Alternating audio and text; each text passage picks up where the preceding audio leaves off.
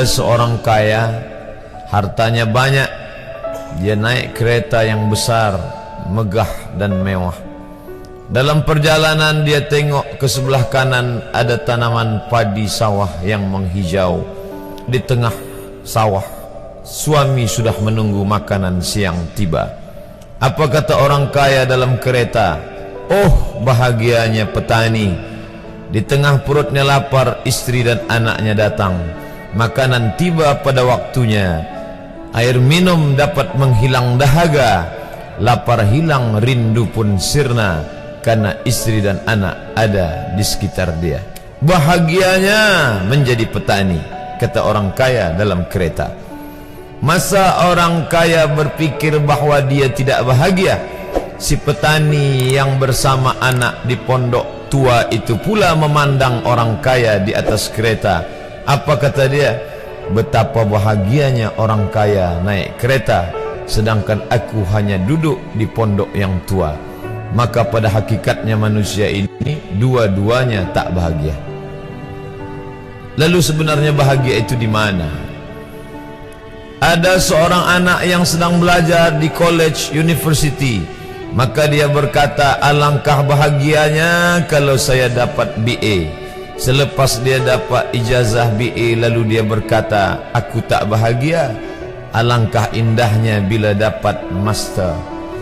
Manakala dia dapat master, dia berkata, oh, betapa bahagianya kalau dapat PhD.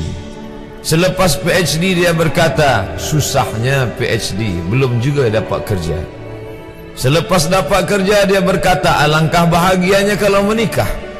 Selepas menikah dia berkata, aku tak bahagia sebab orang selalu tanya, dah punya anak apa belum? Selepas punya anak, dia pula berpikir untuk menikah sekali lagi. Jadi sebenarnya bahagia itu punya siapa? Oleh sebab itu bila kita baca kitab-kitab, maka makna sa'adah, kebahagiaan, orang yang bahagia sa'id, bahagia adalah insyirahus sadr, ketika hati terasa lapang apapun yang datang. Kalaulah pelajar yang mendapatkan BA itu hatinya lapang, tentu dia bahagia. Kalaulah petani yang berada di tempat rumah tua itu hatinya lapang, tentulah dia bahagia. Kalaulah orang kaya dengan kereta yang besar itu hatinya lapang, tentulah dia bahagia. Itulah mengapa Musa alaihi salam di tengah kesusahan hatinya akan melawan ayah angkat bernama Fir'aun, dia minta hati yang lapang. Kita semua baca doa itu, Rabbi syrahli, lapangkan dadaku. Itulah mengapa kakinya pecah berdarah, giginya patah, pelipisnya pecah meneteskan darah, tapi dia tersenyum bahagia kerana hatinya lapang. Allah sudah lapangkan hatinya. Apa kata Allah untuk dia? Alam nashrah laka sadrak. Itu beza Muhammad dengan Musa. Musa meminta, Rabbi shrah li sadri wa yassir li amri wahlul 'uqdatam min lisani yafqahu qawli.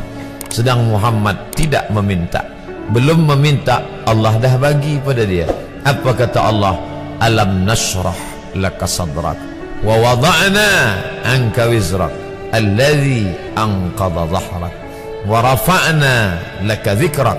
Bila kau dalam keadaan susah, dua kali Allah ulang, fa inna ma'al usri yusra, inna ma'al usri yusra. Hati lapang itulah yang membuat Haji Abdul Malik Karim Amrullah Buya Hamka tersenyum di dalam penjara. Penanya berjalan perlahan tapi pasti, maka keluarlah tafsir Al-Azhar. Hati yang lapang itu juga membuat Said Qutb tersenyum menghadapi tiang gantungan, walaupun dipenjara oleh Gamal Abdul Nasir, tapi sebelum kematiannya sempat pula menulis tafsir Fi Zilalil Quran, di bawah naungan bayang-bayang Al-Quran. Apa kata Said Qutb dalam muqaddimahnya? Al-hayatu fi zilalil Quran ni'mah. Hidup di bawah naungan bayang-bayang Al-Quran itu nikmat. La ya'rifuha illa man zaqaha. Tidak ada yang boleh mengetahuinya kecuali orang yang pernah merasakannya. Maka bahagia adalah ketika hati terasa lapang.